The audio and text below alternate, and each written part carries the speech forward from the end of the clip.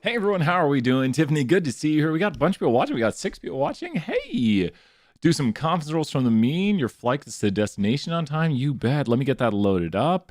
How's everyone doing? I was getting my second cup of coffee right here. We're doing some activity for 474. So if you're in 474, check out the video from today.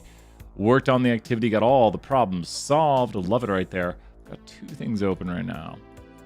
2 windows open. Going down to 1 right here. How's everyone doing this morning? Make sure Mewbot is awake right here. Re-waking up Mewbot. I don't have the timer on. Let me rope the timer.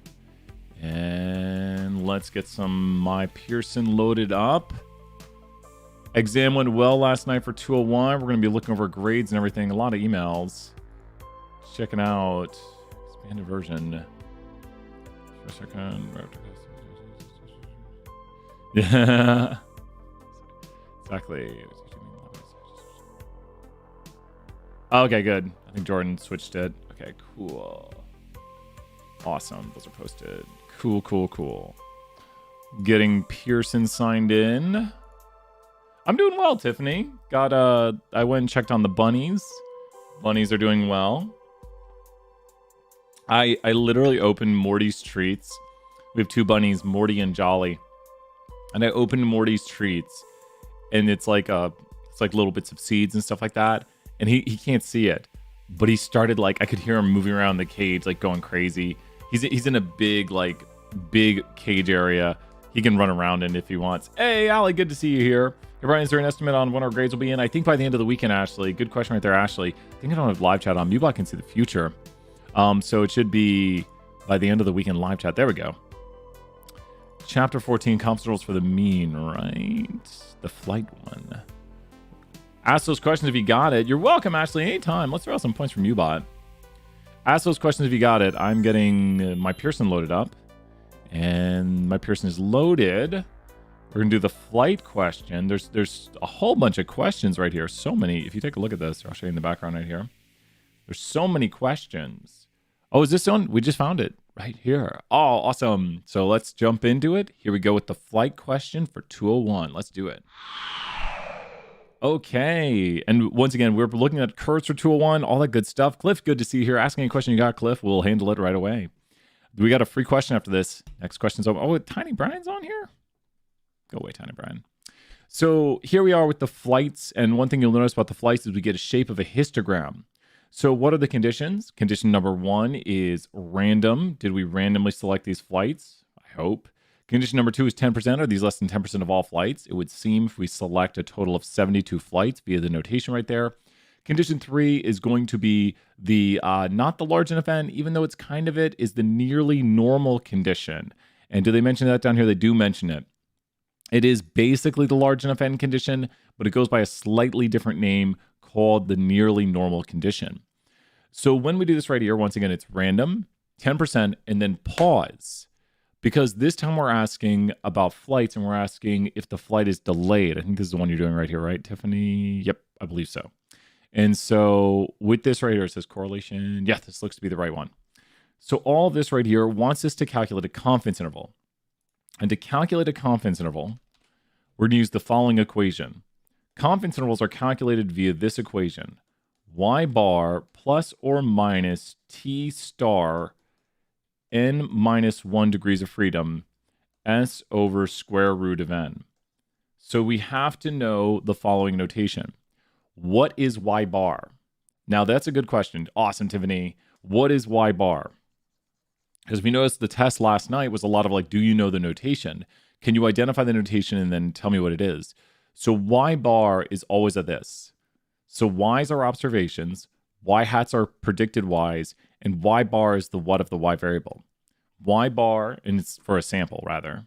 So y bar is the what for a y for something we collected. I talked to a bunch of people, I get their heights, and then y bar would be the what of their heights of the sample people I talked to. I say, how tall are you? You say 6 to 7 inches. Say, how tall is someone else? 70 inches. And then I get right here. Oh, 70.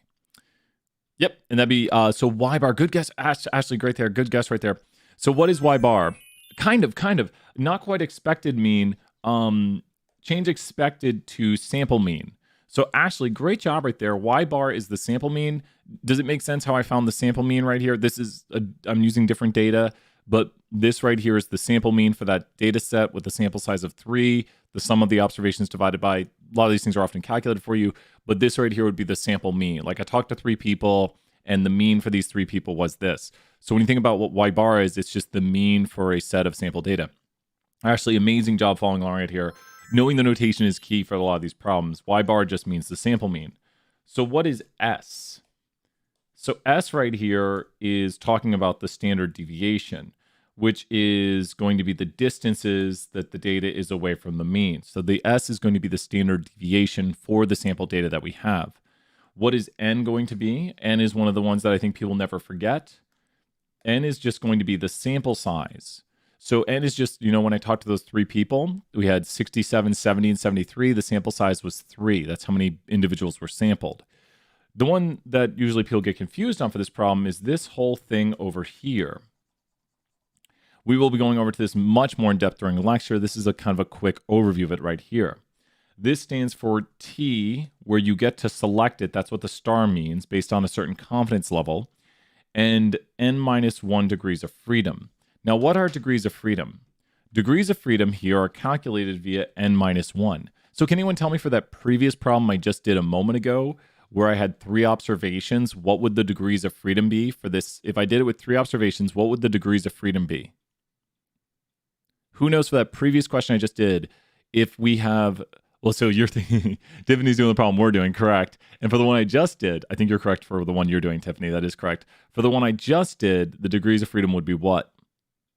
So remember, it's N-1, whatever sample size is -1. So it's at whatever sample size is -1. So for the one I just did, it would be what? It'd be 2. Great job. So it's just, you take how many of you are sampled, you take -1. Those are the degrees of freedom. So you might say, what the heck are those degrees of freedom things, Brian? Well, degrees of freedom tell us which T we are using. Remember, the degrees of freedom are connected to the T statistic. So the T is a curve just like the what curve. The T is basically the what curve. The T curve is basically the what curve. The T curve is basically the what curve. So now I'm on the T curve now. Here's the T curve, and it's basically this curve. Basically, hola, ditto, aloha. It's basically the normal curve, basically. Where the T curve has the most differences are when the degrees of freedom are smaller. If you go down here to a very small degrees of freedom, the T curve is all smashed down. When the T curve gets more degrees of freedom, look at this, 1.96, 1.96. The T and the Z converge to the same numbers as the T and the Z, as the T gets more degrees of freedom. So the degrees of freedom tell you which T you're using. Does that make sense? Like if I ever tell you you're using a T curve, what would you ask me about that T curve? I said, oh, we're using a T curve. You might say, well, what are the what for that T curve? Because you need to know which one you're using. So if I ever tell you, oh, let's use a T curve, you say, well, I need to know the blank for that T curve. What would you want to know for that T curve?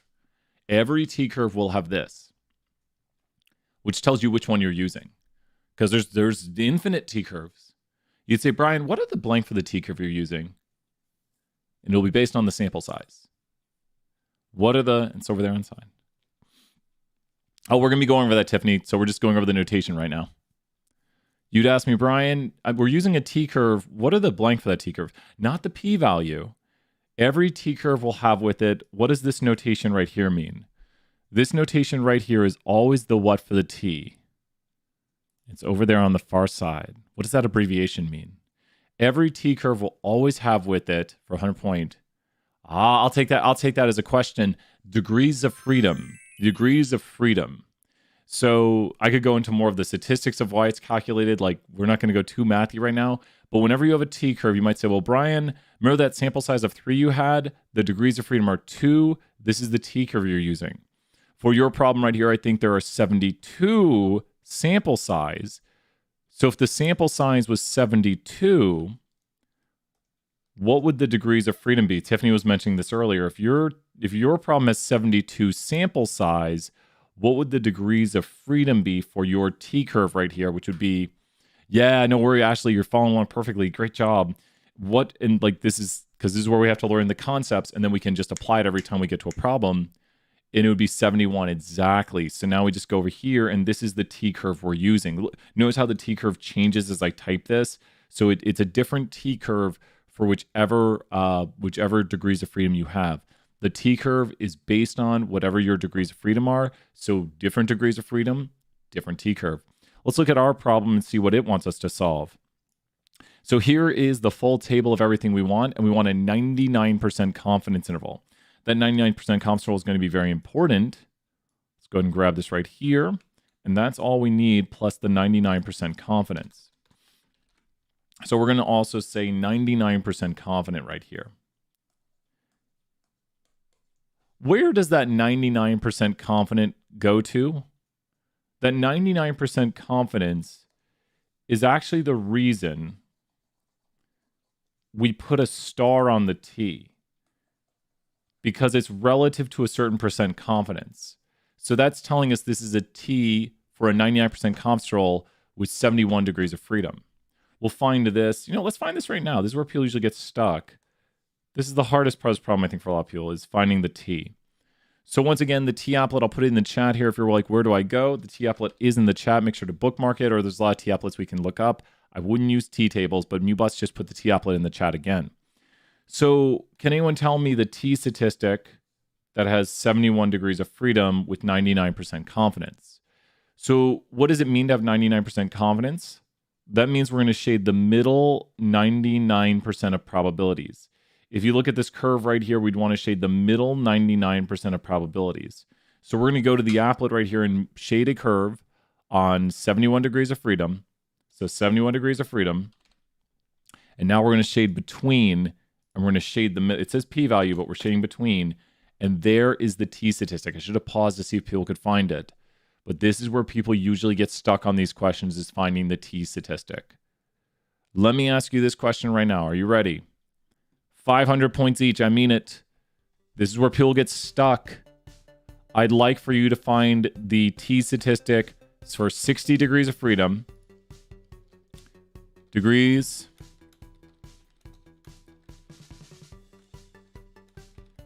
Find this in the chat right now. See if you can find it.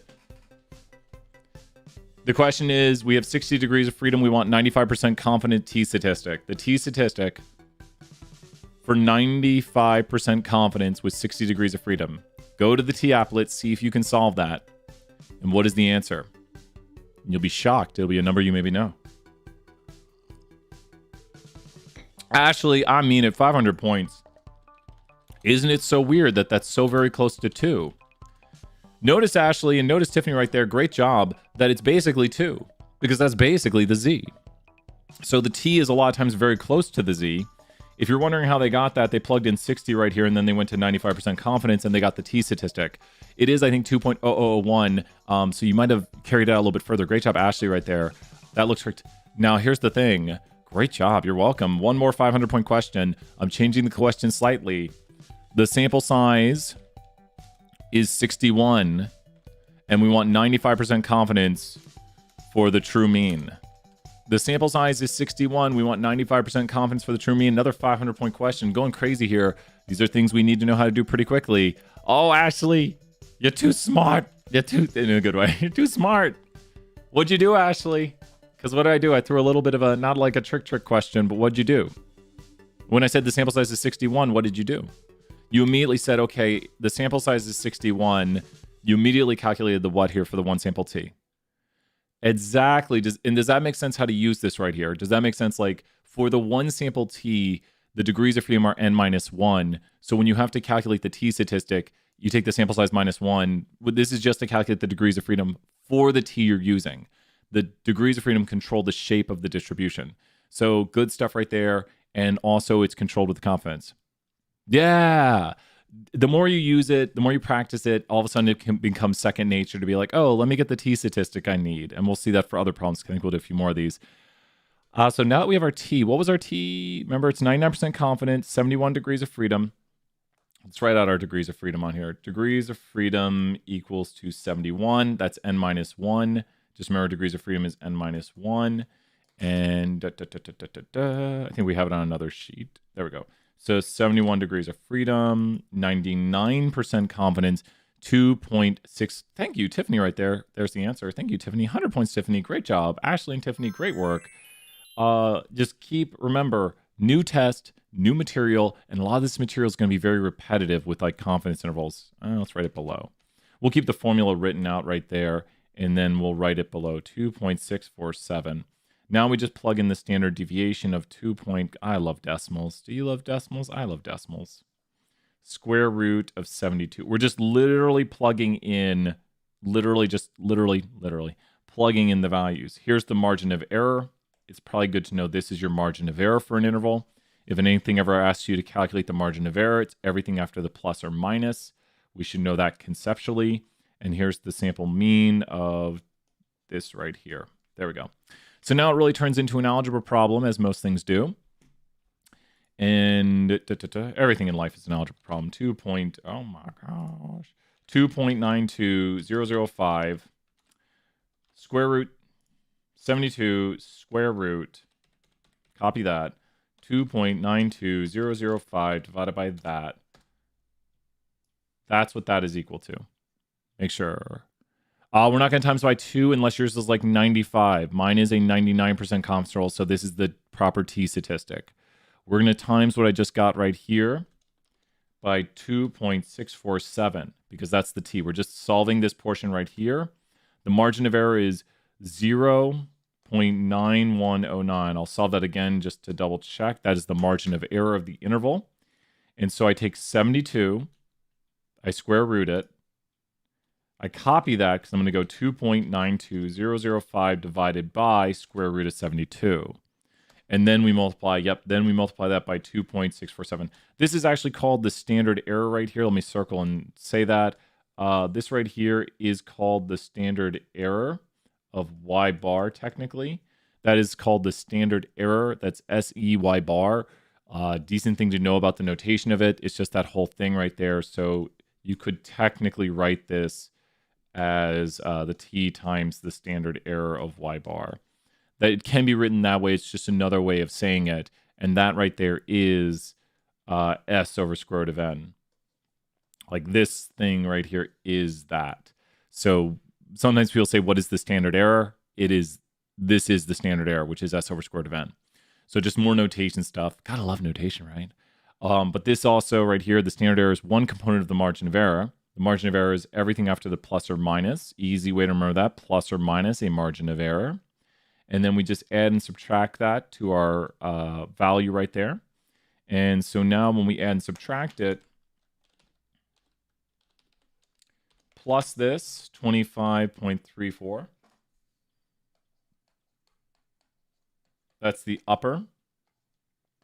And all we're doing is taking and adding and subtracting it to this. We are just solving. It's going to give you a plus or minus. So I'm going to take minus, and that's the center of the interval, and there.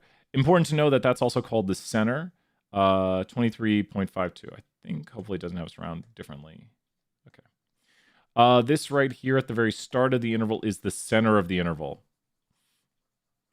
That is called the center.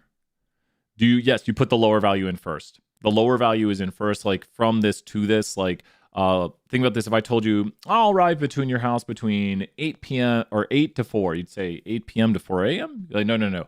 4 to 8. So you go the lower to the upper. So you start with the lowest amount and you go to the higher amount. So put the lower value in first. That's the way intervals are reported. We report the lower amount to the higher amount. Go here so we can see it. 2 decimal places. There we go. There go 23.52, 25.34. Carry all your decimals till the end. Interpret this interval. I am 90. You know, let's put this down here because this is your first time seeing it. First time for people seeing how to interpret these intervals.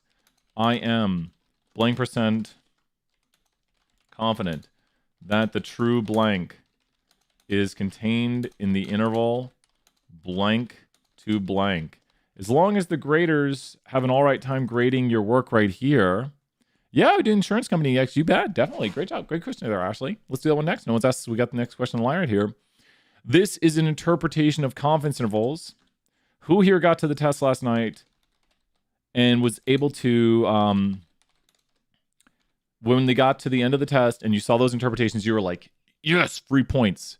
Did anyone feel that last night at the end of the test when you got to the end, you saw the interpretations and you're like, I got these? Because we haven't finished the third test yet, but there could be something like this on there, like interpret a confidence interval. I am blank % confident that the true blank is contained in the interval blank to blank. This is how we would interpret a confidence interval right here. It is in the notes. And also, I believe this will be on the next project. So knowing this is important for the project, and I would think for the test too. I like those last 3 questions too. I've looked at a few. A lot of people doing great on those last 3 questions. Some people, it's all right if you didn't do great on those last 3 questions, but I'm like, no, we went over so much. For each 1 unit increase in y, or no, you see I'm getting it wrong now. For each 1 unit increase in x, we expect y to increase by b1. When x is equal to 0, we expect y to equal to b0. Blank % of the variation in y is explained by the variation in x. We went over those so much. Okay. Woo! So I am blank % confident that the true blank is contained in the interval blank to blank. Why is that important? It doesn't say I am right here. It says we can.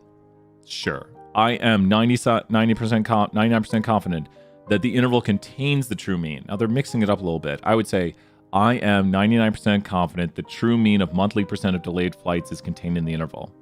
This is very similar to what I've written for you right there. That's all right, Ashley.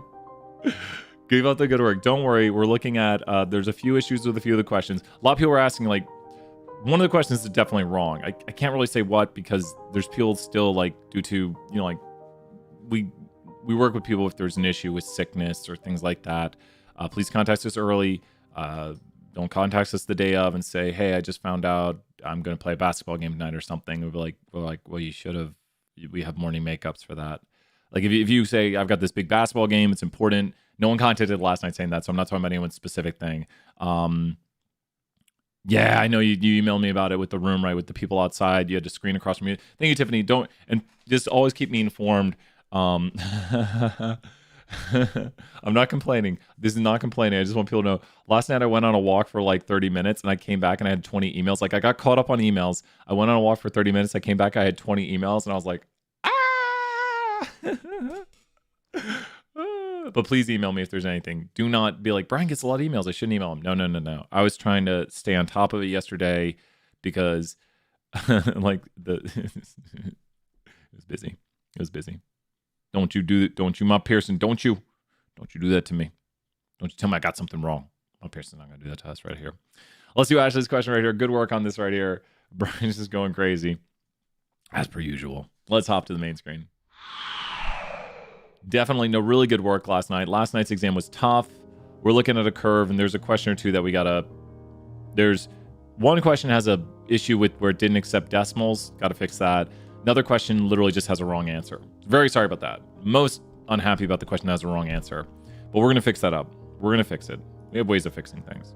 And so but I can't talk about like which specifics. I think people kind of know. If you were emailing me saying, hey, this question didn't look right, you're probably right. But I can't say like, yeah, I can't go into specifics. I can't say like, hey, this, because then I'd be talking about the test questions. Can't do that yet.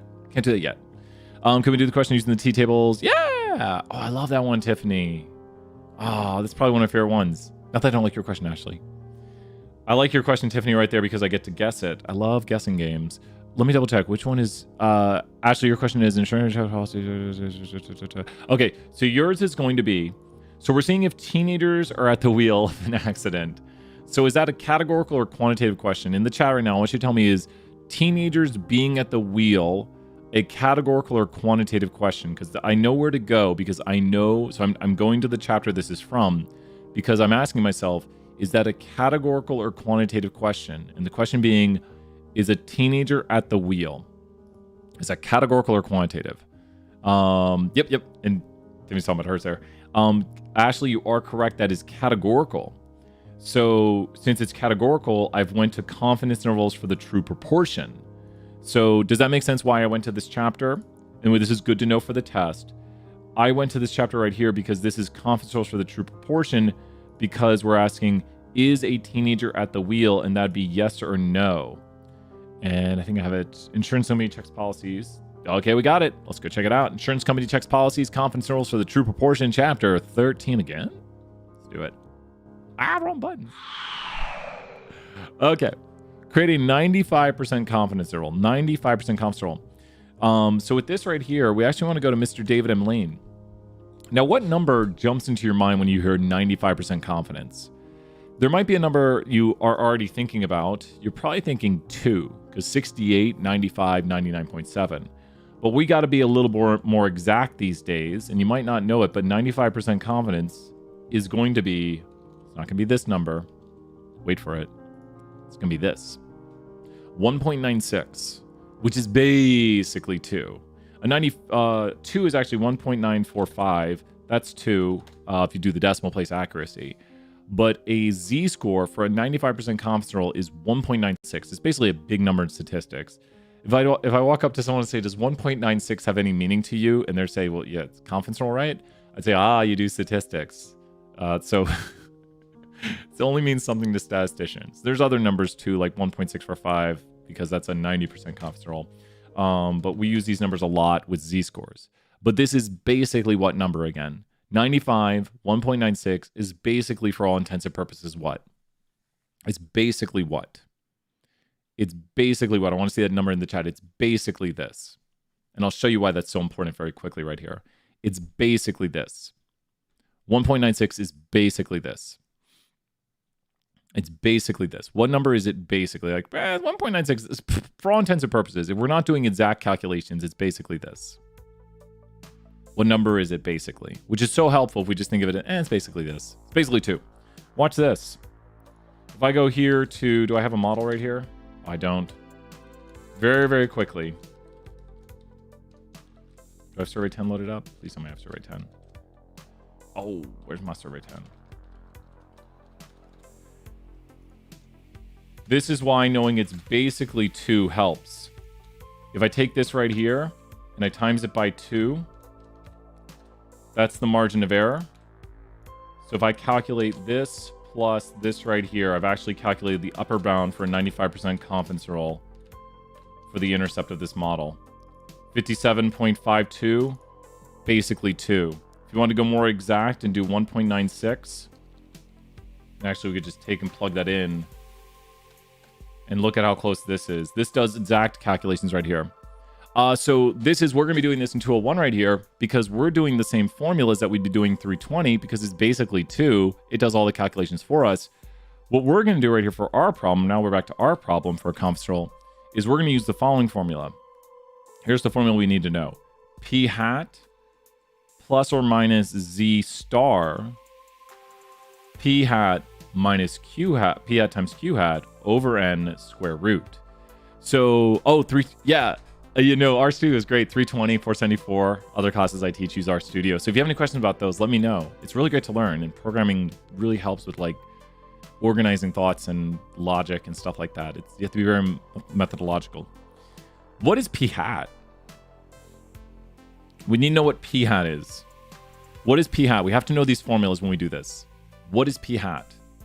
What is P hat? Who knows what P hat is? It's the this proportion. I'll give you a hint. It's the this proportion. 100 points online. I see what you're saying. Y hat is from a regression model, the predicted value from a regression model. But P hat is a something proportion. You're close, actually. Y hat for chapter 7 is, and I hate that they changed the notation a little bit, statistics. It's the this proportion. Not quite predicted, sample proportion. Sample proportion. And if I told you P hat was 0.8, what would Q hat be? If I tell you P hat is 0.8, what is Q hat? So if I tell you the sample proportion is 0.8, then what is Q hat? Hat does mean predicted, but then here it's used for sample. I guess the sample makes it does make the prediction. That is true. 100 points. It does. Yeah, hat does mean predicted. But we think of it more as the sample proportion, I guess, which is what we would predict for the population. It's actually the point estimate prediction. So it's the center of the interval. And then Ashley got it correct. If P hat is 0.8, Q hat is 0.2. I score right here is going to control the percent confidence selected by the percent confidence we have, like 95% confidence. The star is there to tell us, well, what percent confidence are we using? So since this question says to us 95% confidence, that is going to be what the star is. We're saying 95% confidence. We don't multiply by it, but that's saying a z for a 95% confidence. If you didn't catch at the start right here, we went and showed that the middle 95% being shaded in would be a z-score of 1.96. And this, once again, is the David M. Lane applet. Once again, 1.96 is a very, very big number in statistics. So we would know here a 95% confidence interval, and we would give this to you on the test, has a z-score of 1.96. If I made a 68% confidence interval, what do you think the z-score would be close to for a 68% confidence interval? Just take a wild guess with 68, 95, 99.7. The z-score for a 68%, like we could find the exact one, but it'd be probably very close to this. The z-score for a 68%, Ashley, you're right on track right there. Why'd I pick 68? Because 68 is going to be 1. Very close to. Very, very close to. What do you think if we use a z-score of 3, that'd be basically a what? I'll start typing it out here while you think it through. If we used a z-score of 3, that'd be very close to a 99.7% confidence interval. Now, there are more exact like decimals that go beyond these, but when you see the z-scores, we're just talking about the shading of the middle of the curve. If you went to an 80, it'd be between 1 and 2. Does that make a little more sense what these z-scores are? It's like how much of the curve we're shading in. So the more confident you are, the bigger the z-score. The z-score is relative to the confidence. Great job, Ashley. Great job following along right there. So we know the z-score is going to get us our confidence, and 1.96 is the z-score for a 95% confidence interval. It shades the middle 95% of the normal curve. So now we need to go and grab the rest of the things from our problem, because we don't know what the other values are yet. So the other values are going to be up here. We see that an insurance company has 572 accidents are sampled. Out of them, 83 teenagers are at the wheel. Now, once again, we always mark notation. 572 is what? Be very careful. There's an additional step that people are going to be like, whoa, wait a minute, where's that going to be? What is 572? That's the easy one. You got it, Ashley. Great job. That's N. Now, here's where people are going to get stuck. What is 83? That's where I think people get stuck on this one. What's 83? I'll give it 30 seconds on the clock, or we'll just play with music. If you find answers, I don't know. Always feel free to say I don't know. Then this means you're following along. You say I don't know. Not p hat though. Not p hat. P hat. This will be a hint. P hat is the equation x over n equals p hat. So what do you think x is? What do you think 83 is? I don't. That's all right. What do you? So you know there. What do you think it's gonna be? So p hat is the number. Yep. You got it there. That's the number of successes. So when you calculate p hat right here, it's the proportion out of the sample that conform. Is that making sense right there, Ashley? If you look at this, that's what p hat is. P hat's just going to be the sample proportion. So when you think of p hat as the sample proportion, you say, well, what percent of the proportion were teenagers at the wheel? And it was 14.5%. Yep. So just kind of memorizing the formulas is one thing, but then being like, well, what does p hat mean? We'll carry out more decimals as we do this. To find q hat, we do 1 minus. I'll show you q hat. It's going to be 1 minus. It's just the other side of it. I'm going to round this, but I'm going to carry it through when I multiply. And remember, we just did 1 minus to get this. That's these two here add up to 1. Those two add up to 1. It's just 1 minus 1 is the other one. The sample size, we can see it a little bigger there, is 572. Remember from earlier, we found the z-score for a 95% confidence is 1.96, and the p-hat is still just the sample proportion, which is 0.145. There we go. What is the margin of error? It's everything after the what or what. I'm going to solve for the margin of error first. I always solve for my margin of error first. Everything after the what. Tell me in the chat right here while Brian solves for the margin of error. Margin of error, you're only solving for this component of it. So we're going to take our q hat times our p hat, carry all the decimals. I'm carrying more decimals here as I do it. Q hat times p hat over n square root. So that's the standard error of p hat. That's also called standard error right there, standard error of p hat. Now I'm going to times it by 1.96. That's the margin of error, 0.0288. And that's going to be, now we'll solve for the interval there. And let's do it. And I'm going to carry more decimals. Let me copy this. 83 divided by 572, that's p hat, plus this 17. So just make sure to carry your decimals. So 1739 or 17.4. So 17.4. That's the upper bound. And then the lower bound. I'm subtracting twice because I'm going to go down back to the center of the interval. That's the center of the interval. And then there's the lower of the interval. The interval should be symmetric around the center of the interval. The interval should be symmetric around that center. 11 point. Oh, then there's a 2. That's nice. I think that should be good. The center of the interval is right here because this is going to be the plus or minus on the interval. Like you're going to go down and up this amount, down, up or down this amount. So that is the up or down. So it should make sense. 14% plus or minus 3%, or 14.5 plus or minus almost 3%. And that looks to be accurate to me. I'm just checking the bottom of that interval. I have more decimals carried, but I'm going to double check. Yeah, looks to be accurate. And there's usually a little bit of a give on these questions, so we should be all right. A little bit, but you want to carry your numbers. Here we go. Oh, we don't want to select something yet. Round to 1 decimal. Yay, we like rounding to 1 decimal. So the answers I got were 11.6% to 17.4. And explain what we mean by this. I am 95% confident that the true percent of teenagers at the wheel is contained in the interval blank to blank. Remember earlier, just from the other question, we wrote down our interpretation. I am blank percent confident that the true blank is contained in the interval blank to blank. If you look at their interpretations, you should always see something that's close-ish to these answers that I write right here. They don't always do the exact same interpretations like I do, because there's multiple ways to interpret things, but we are is the same as I am. They're just talking like in a royal sense. The true percentage, the true something, because it could be true mean or true difference, just whatever we're talking about for the problem, is contained in the interval, and they say false. Ooh, I don't like that. Is contained in the interval blank to blank. And if you notice right here that a random sample, no. We're talking about the truth. That's the problem with this one. This one says random sample. We're talking about the truth. We are 95% confident that the percent of adults. This one doesn't mention an interval. So this one doesn't talk about the truth. This one doesn't talk about the interval. And those are the problems with those right there. So let's bring out. What does a 95% confidence interval mean? So this is some theory right here. 95% confidence intervals are about the long run when we make multiple intervals. It's not that one interval will contain the truth. It's that if we make repeated 95% confidence intervals over the long run, 95% of 95% confidence intervals are expected to contain the truth. So about 95% of random samples will produce confidence intervals that contain the true proportion. So we're trying to make a confidence interval to contain the truth, and over repeated samples, we would see 95% of our random samples create confidence intervals that contain the true proportion. That's a very theory question right there. That's very theory. A political politician is urging, saying 1 in 5. So 1 in 5 would be what percent? 1 in 5 would be what percent? Who knows what 1 in 5 would be as a percent? Politician saying 1 in 5.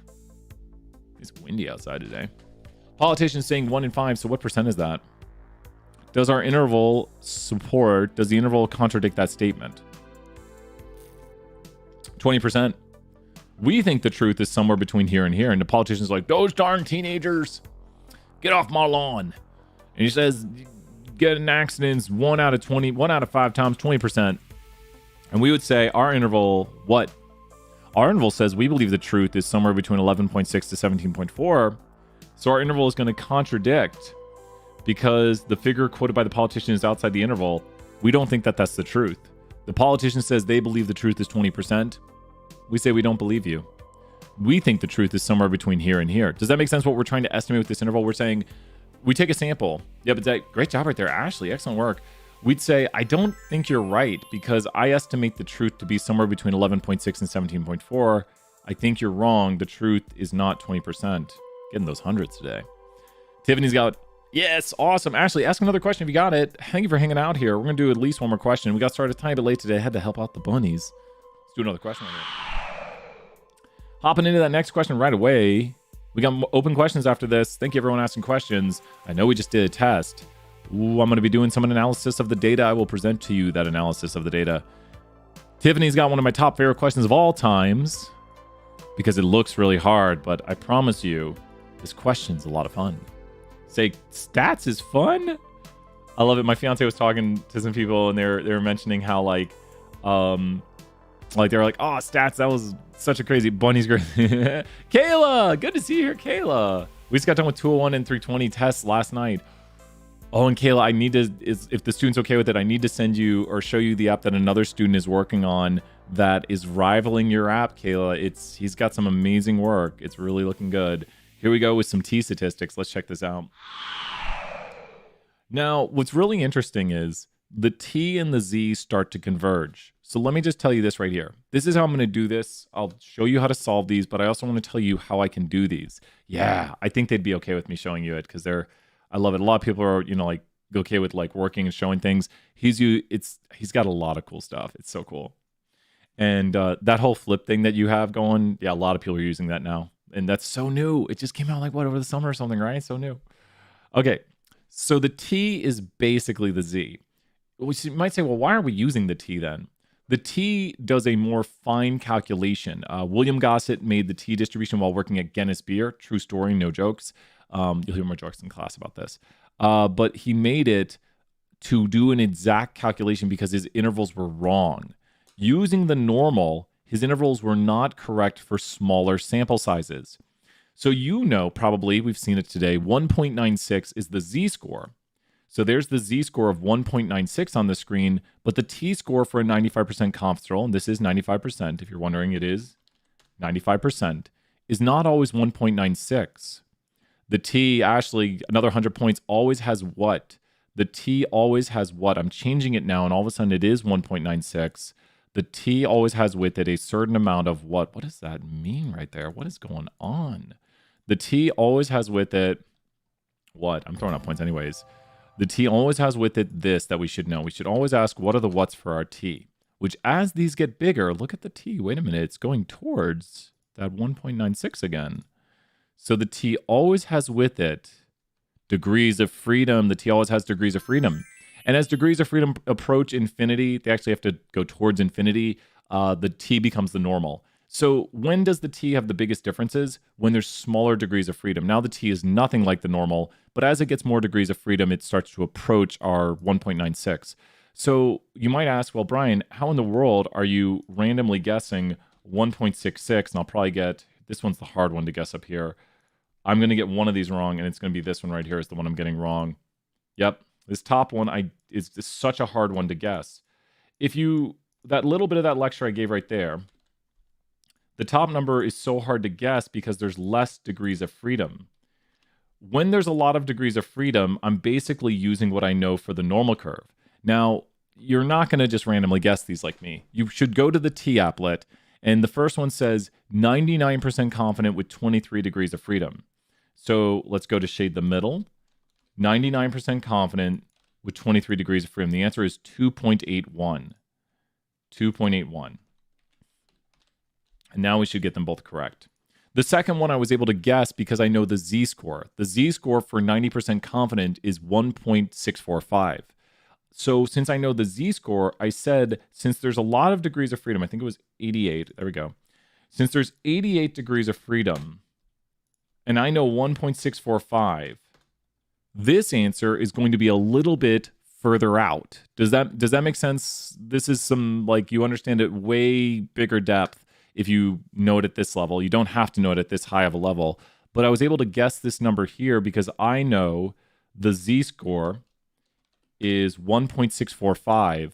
So since I know this, and I know there's a lot of degrees of freedom, with a lot of degrees of freedom, the 90%, I'll show it this way so it makes more sense to see 90% shaded in the middle, is basically the normal curve. Is normal based on the T-applet? With infinite. The normal curve would be a T with infinite. Does that make sense, Ashley, right there? As the T gets infinite degrees of freedom, it approximates the normal curve. You can kind of see it happening here as the T starts to rise up.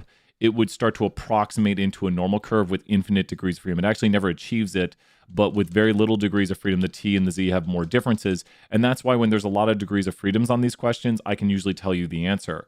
Because all I'm going to do is use the what. If there's tons of degrees of freedom, so 90%, 14 degrees of freedom, that it looks like it should be further out.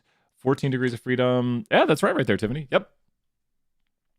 That's right. And it's just, if you know how to plug it in, it's just that. It's that is the T-score. I would have thought it was actually bigger, but that's the T-score for 14 degrees of freedom for 90% confident. Exactly. You got this, Tiffany. You got this. It's just plug it in. I thought it would have been bigger. I would have guessed bigger by my guesses. We have a similar problem next. But this one right here, with one. I cannot guess that one. I can guess this one right here. I can guess that. That's going to be correct. This is oh gosh, I got no clue. That is the hardest guess right there in the world. Oh, what do you got? What is this? Oh, Kayla, tell us what that is. I'm going to click. What is this? Can we do the one supposed yeah, we'll do it here next. You got it. Yep. Trying to see if it's similar to this. So with this right here, what should I do? I need to go to my applet, right? I'm going to plug in 99% confident, 1 degree of freedom. Wow. I was never going to guess this. That is so hard. Guy was able to approximate pi with this experiment. Ooh, let's check that here next. So yes. What did Brian use for his answer right here? I didn't use the applet for this. We're just we're showing how to use the applet, so hopefully it makes sense how to use the applet. And then we're gonna look at Kale's thing, and we're gonna do another Tiffany question right here.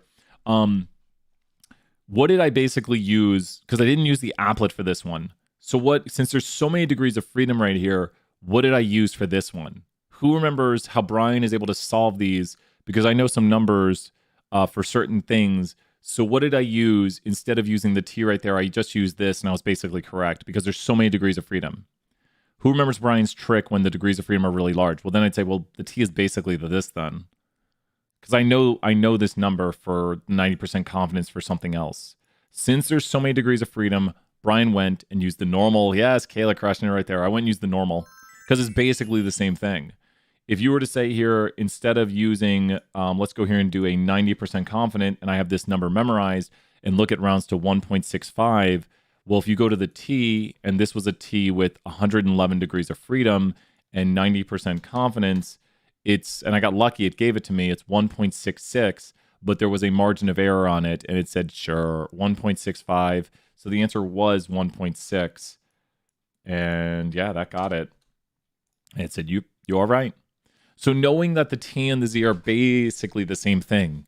And what right now are we using the T and the Z for? Last bit of review on this. We're using the T and the Z to tell us the what for our confidence interval right now. We'll use it for another thing later on. But we're using the T and the Z to tell us the what for our confidence interval. The T and the Z can be used for confidence intervals to tell you the what. The T and the Z, put them side by side right here. The T and the Z can be used for confidence intervals to tell you the what. Let's highlight just those. The T and the Z can be used for confidence intervals to tell you the what. The T and the Z can be used for confidence intervals to tell you the what. Basically, they'll control the width, they'll control the margin of error, and the T and the Z will be relative to a % confidence. Does that make sense? Kayla, you're 100% right there. They will control the width, the range of the confidence interval, and the larger the T or the Z, the more confident, and the wider the interval. Good theory stuff we should know. And if you look at the similarity between these equations, this equation here on the left that we did earlier, and this is such a good review of confidence intervals. I'm just showing both equations written down right here. This equation is for the sample proportion to estimate the true proportion, and it uses a z-score. And the equation over here on the other side of it, and we'll only show these side by side, and then we're going to take a look at something else real quick here. Really? Oh, I have the wrong thing selected. Just showing just these so we can focus in on it. Do you see the similarity between these equations right here? In these equations, the Z and the T control the % confident. In these equations, everything after the plus or minus is the margin of error. In these equations, the first thing right here is your estimate of what you're thinking about. The sample proportion estimates the true proportion, and also the sample mean estimates the true mean. Both of these equations are very similar in how they work, but the equation over here on the right is trying to estimate the true mean from a sample mean using the t-interval, and the equation over here on the left is using a z-interval to estimate the true proportion from a sample proportion. And a lot of people get very confused right here on the t on how to calculate it, so make sure we cover that and make sure we review that. That's 71 degrees of freedom. The degrees of freedom for the t on a one sample t are n minus 1. And we went over that earlier, and we've been doing the applet stuff, and that controls how confident we are. The percent of the curve being shaded depends right there. Great stuff. I want to take a look at Kayla's thing right here. Let's take a look. Home to the main screen. Awesome. Let's take a look at some estimating of pi right here, and then Tiffany, your question next. Let's take a look. Needle and analysis. He did with simulation? What? So wait, wait, is the simulation on here? What? Wait, you can drop one. I've never seen something like that. Okay, wait. He's dropping needles. What? What? Wait, this is just so cool. Okay. So wait. Okay, I need to read the full thing. I just like simulations.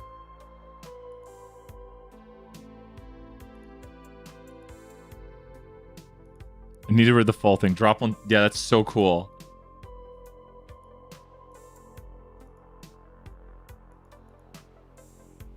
Look at the table and see it estimates pi. 3.14. Oh, wow. Can we drop another 100? What? Does he have his code?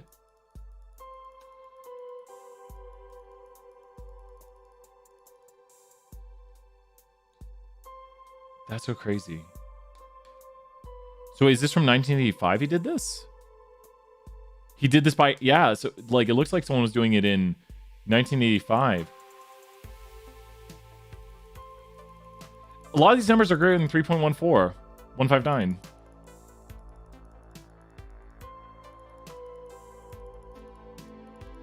Go crazy right here.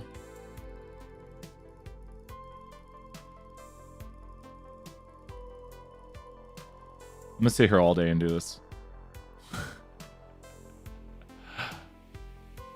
This is so cool. I need to read over this. This is just so much fun. But check this out. Caleb put in the chat right here for us to check out. Puffin's needle simulation and analysis and simulation. Yeah, it's so cool. And what's really amazing is people originally do these things. Okay, they're showing how it's being calculated right here, I think. People originally do these things. He was born 1707. Thanks. Wow. So this is the guy who originally did it by hand, and now people are showing it via simulation. So people, you know, would sit down, do these things by hand, and calculate these things out. And we're like, we can just simulate it and do like, if you had this code right here, I could simulate like a billion, like probably a billion, and then we could see like it. Hopefully, it would converge. And actually, we're dealing with the law of large numbers, like you know, calculating something by doing simulations and trials right here. But that's what's so cool. That's what's really, I love the fun of statistics and computer software and what we can do. So someone did the JavaScript remake of it in 2014, 2015. Yeah, that's so cool, Kayla. I love it. I love it. Can we do this one? Suppose we make a 95% confidence with the population mean of a sample size of 15. What number degree? Oh, yeah. Wait, Tiffany, did we not do that? Tiffany, you got this. Tiffany, here, wait. We're near the end of office hours, but Tiffany, how do we calculate the degrees of freedom? So Tiffany's question is, suppose we make a 95% confidence roll for a population. Tiffany, you got this. You got this, Tiffany. We'll hop into it.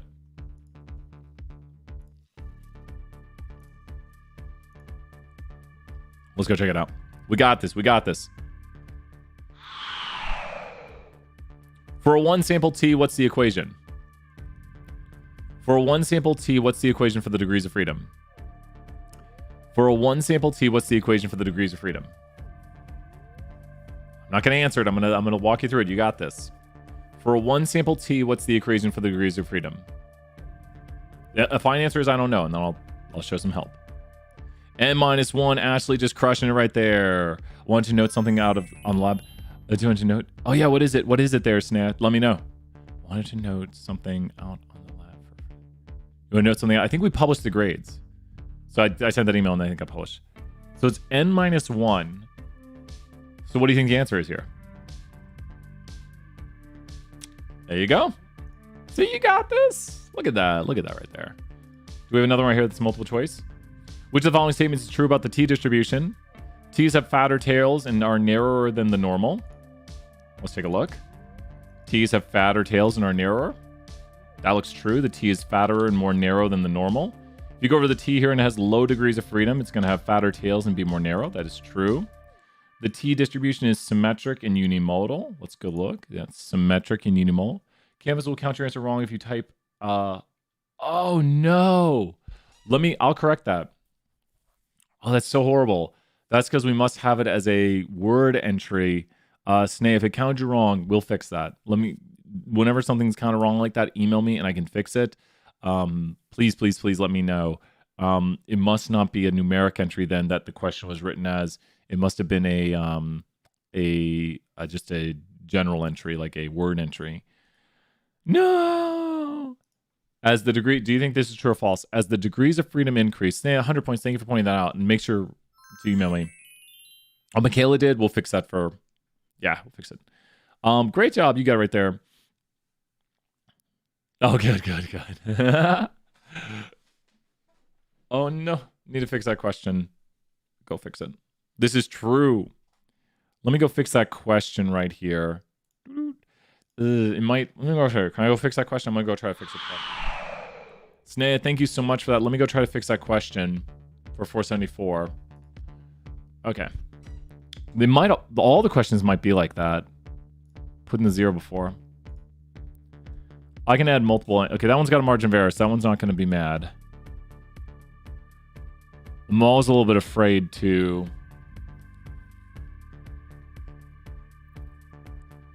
Yeah, definitely add that 0. This one is because it's a fill in the blank, fill in multiple blanks.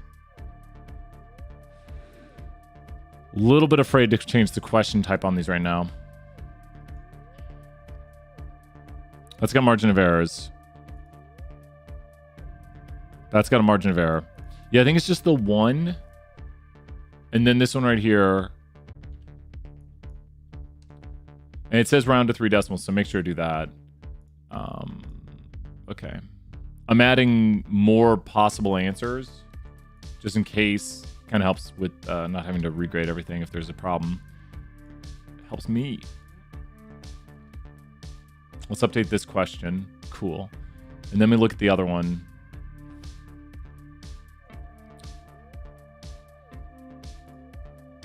This one says round to 3 decimals too. Yeah, it says round to 3 decimals. Good. I'm adding in possible answers to make sure people don't have issues. Update question. Oh, let me go back. And thank you, Snea, so much. Want to make sure people don't get counted off wrong. Okay, I think we should be... Stop doing that. Okay, now let me save the quiz. And if anyone ever thinks they get counted off wrong, let me know. Yep, definitely. We'll be on regular time. Or I can send you a message. Maybe you could just a reminder announcement. Yeah, let's send that out. Let me send that to the class right now. Good idea right there. Let's send an announcement reminder. It's actually, but now it's actually fixed though. So let me send an announcement reminder. You can, Snea, can you see your grades for it? I think grades are published now, right? Because I sent that email. Can you see your grades? Good to have you here. Good on Dopo. Good to have you here. Can you see your grades now for it, Snea? You can see your grade. Awesome. And I sent that email to see if they would let us see grades. Let me send this out. I'm gonna send an email real quick. Good idea, Snea. Thank you, Snea. Thank you so much. Everyone knows we work together on these things. We help each other out. Activity grades. Double check your answers and make sure you were graded properly. So, but here's the thing, though, Snea, because you can see what you got right and wrong. Can you see the right answers to what you got wrong? Because then doesn't that just show everybody the right answers? So that's why I'm worried, and I'm like, because doesn't it just show everyone the right answers, right, Snea? Like, when you get something wrong, doesn't it show you the right answer then? Doesn't it say, like, you got this wrong, here was the right answer? And since the quiz is static, it basically is just telling you the right answer. Am I correct on how it's being shown? Or like, but you see, anyone could do the quiz, get the right answers, and then just say, here's the right answers. I mean, the biggest thing we just want people to work through these. Oh, just... Oh, okay. And then, because then you know you get the right... So you can say, so here's the answers. Which, I understand stuff like that probably happens, but the more you work through these things, the better you get. Double check your answers and make sure you were graded properly. Activity grades posted. This morning, some of the questions required a 0.0 put before numbers. As in 0 point would be counted right and 0.327 would be counted wrong. I know. Let me know. Oh yeah, I need to read the full thing and check out the theory behind it. If you believe you were counted incorrectly due to this, let me know. Okay. This has been corrected for additional quiz attempts. Okay. Should be sent out. Sending out the announcement. There we go. 20 minutes till the next class. Everybody, great job right here. Lots of work. Sent out the announcement. And thank you to everyone working together, helping each other out. So that's what you want to do. You want to be like, how did you... It's on the activities, it's totally fine to talk to people and be like, how did you solve this? How do you get this answer? What does this mean? And that's what we want to do. Yeah, send a message on Discord. Snea, you got that. I'm going to let Snea handle the Discord message. Snea, you handle up the Discord. 900 points for Snea right there. Thank you so much, Snea. That's a great way we have to communicate right there, the Discord. So thank you so much. 100 points right there. But that's got it. Whew. Busy day. With that, we're going to head over and get ready for class right now. I will see everybody later. Let me know if you have questions. I'll respond to emails in a little bit here. Just a little bit. I'll see you then. Bye for now, everyone. Back for office hours at 2:45 your time. See you then. Bye.